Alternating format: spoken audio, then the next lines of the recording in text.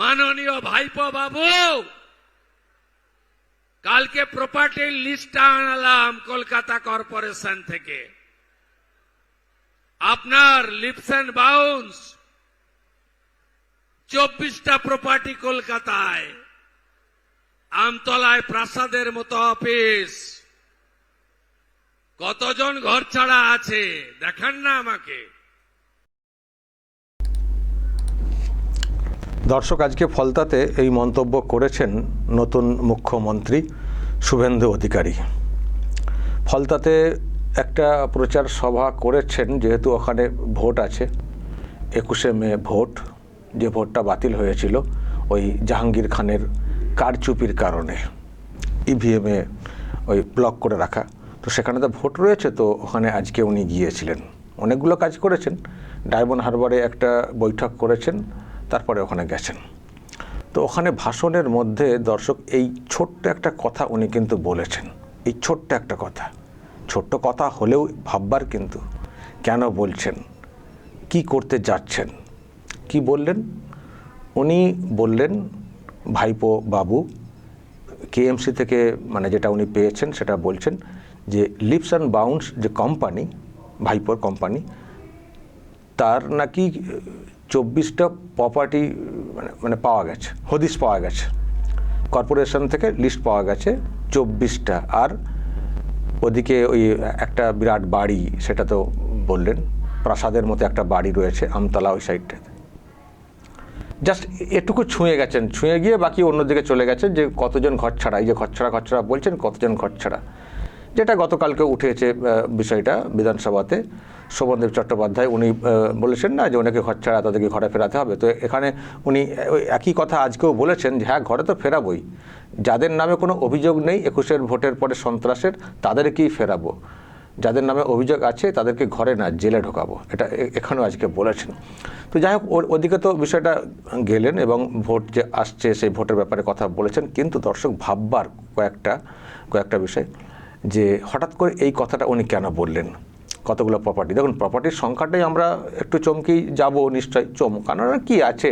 আমাদের ধারণা ছিল যে নামে বেনামে, তাও তো কেএমসি থেকে যেটা বলা হচ্ছে এই কোম্পানির নামে, তো কোম্পানির নামে বৈধ। এখন এর বাইরে কত আছে লিস্ট, সেটা কে জানে, কার কার নামে, জাহাঙ্গীরের নামে আছে কিনা, বা আরও কারোর নামে আছে কিনা, পরে হয়তো ট্রান্সফার করা হবে, এরকম ভাবনা চিন্তা তো জানি না। কিন্তু যে সংখ্যাটা উনি খুঁজেছেন সেটা হচ্ছে 24, যেটা পাওয়া গেছে শুধু কেএমসি এরিয়া, আরও রাজ্যের অন্য প্রান্ত থেকেও পাওয়া যেতে পারে। তো এই যে একটা সংখ্যা, এত প্রপার্টি, অথচ দেখবেন ভাইপোর যখন এফিডেভিট কোথাও দেখবেন ভোটে দাঁড়ানোর সময়, সেখানে দেখবেন সব নীল, কোনো প্রপার্টি নেই, সব নীল, কিছু নেই, সব ওই কোম্পানির নামে, এই নামে সেই নামে। বাড়িটাও তো, যে বাড়িতে থাকেন সে বাড়িটাও তো নাকি ওনার নামে নেই, সেটা কোম্পানির নামে। মানে ভালোই আর কি ধরেছেন। কিন্তু শুভেন্দু অধিকারী তো সব মানে খোঁজ করছেন না। তো এখানে মানে কতগুলো বিষয় দর্শক, এক হচ্ছে এই একটা যাচাই, এত সম্পত্তি এসছে, তার মানে কত।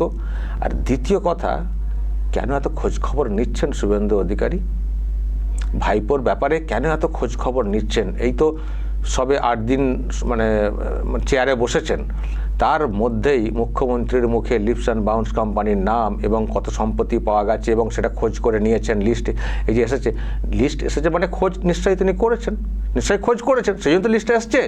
তো কেন খোঁজ করছেন শুভেন্দু অধিকারী, ব্যাপারটা কি, টার্গেটটা কি শুভেন্দু অধিকারী? দর্শক, এই প্রশ্ন কিন্তু উঠবেই।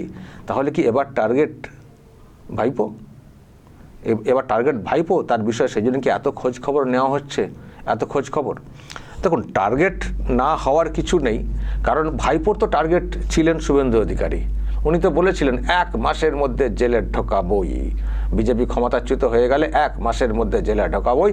সেই সঙ্গে বিচার ব্যবস্থারও মানে সমালোচনা করেছিলেন বা ক্রিটিক করেছিলেন একটা, যে যদি বিচার ব্যবস্থা ঠিকঠাক থাকে। উনি তো সবার বিরুদ্ধে বলতেন না।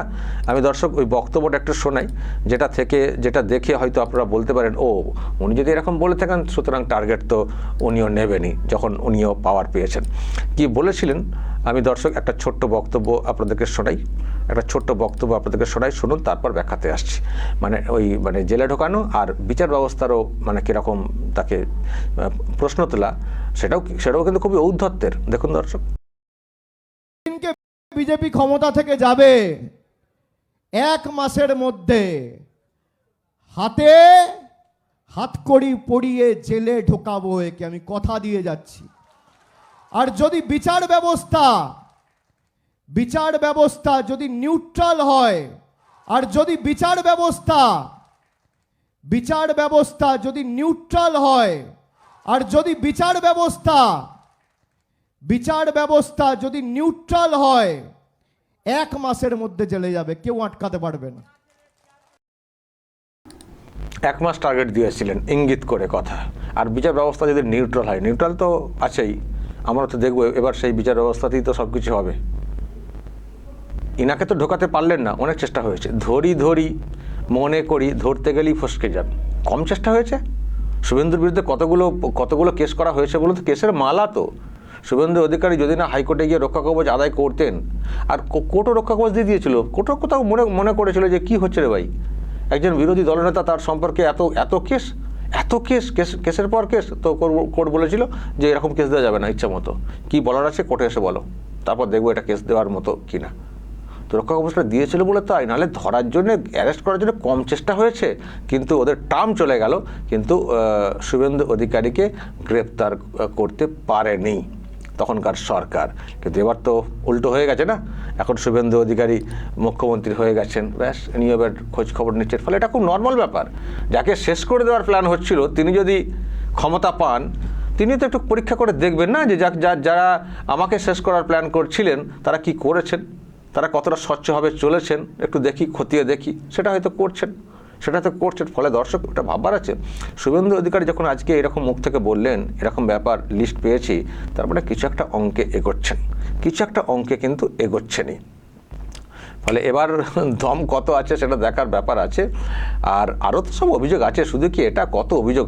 এমনিতেই সেন্ট্রাল এজেন্সি তদন্ত আছে, কালকে আবার একটা নতুন অভিযোগ হয়েছে, হুমকি হুঁশিয়ারি দিয়ে থাকেন বলে ওনার বিরুদ্ধে এক সমাজকর্মী তিনি অভিযোগ করেছেন, এবং সেটা নিয়ে এফআইআরও হয়েছে সাইবার থানাতে বিধাননগরে।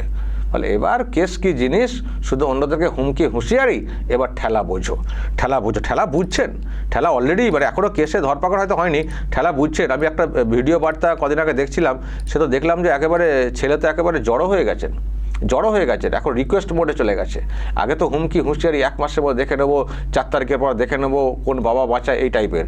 এখন আর বাবা বাঁচায় না, এখন বাবা বাছা মানে একেবারে নরম মোডে চলে এসছেন। কিন্তু হলে কি হবে, যা করেছেন, যা হুঁশিয়ারি দিয়েছেন, যেভাবে মানে শুভেন্দুদেরকে টার্গেট করে, মানে তারপরে কত রকমের কথা বলেছেন না, তোর বাপকে ডেকে নিয়ে আয়, সবসময় বাপ তুলে কথা বলতেন, আর মিথ্যা কেসে ভরিয়ে দেওয়া। তো বলে না, ধর্মের কল বাতাসে নড়ে, যাকে দমন করার চেষ্টা হচ্ছিল, যাকে শেষ করে দেওয়ার চেষ্টা হচ্ছিল, এখন তিনি মসনাদে বসে গেছেন, তিনি হয়ে গেছেন মুখ্যমন্ত্রী, তার হাতে এখন পুলিশ ডিপার্টমেন্ট, হোম ডিপার্টমেন্ট। এবার যাবেন কোথায়? আবারও বলছি, যেভাবে উনি খোঁজ খবর নেওয়া শুরু করেছেন, ইনি তো বলেছেন যে 1 মাসের মধ্যে জেলে ঢাকাবো, দেখা যাক উনি কতদিন বাইরে থাকেন।